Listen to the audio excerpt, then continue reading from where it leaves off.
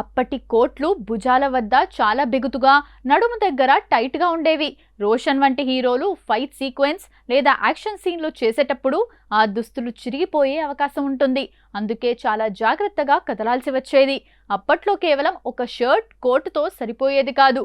ఒక పూర్తి సూట్ అంటే లోపల మందపాటి షర్ట్, దానిపై వేస్ట్ కోట్, దానిపై భారీ బ్లేజర్, మెడ చుట్టూ టై లేదా బోటై, ఈ 3-4 లేయర్ల దుస్తులు వేసుకొని లైట్ల వేడి మధ్య గంటల తరబడి ఉండటం నరకంలా ఉండేదని చిత్ర బృందం పేర్కొంది. చెమట పట్టడం వల్ల లోపల వేసుకున్న షర్ట్లు తడిసి ముద్దయ్యేవి. దీనివల్ల కెమెరా ముందు విజువల్స్ పాడవకుండా ఉండటానికి ప్రతి షాట్ తర్వాత ఫ్యాన్లు వేసి ఆరబెట్టడం లేదా షర్ట్లు మార్చడం ఒక పెద్ద ప్రహసనంలా ఉండేది. అప్పటి కాలం నాటి లెదర్ షూస్ నేటి స్పోర్ట్స్ షూస్ లాగా మెత్తగా ఉండవు. అవి చాలా గట్టిగా, బరువుగా ఉంటాయి. షూటింగ్ మొత్తం ఆ షూస్ వేసుకొని మైదానాల్లో తిరగడం వల్ల పాదాలకు బొబ్బలు రావటం, నొప్పులు రావటం వంటి సమస్యలు ఎదురయ్యాయి.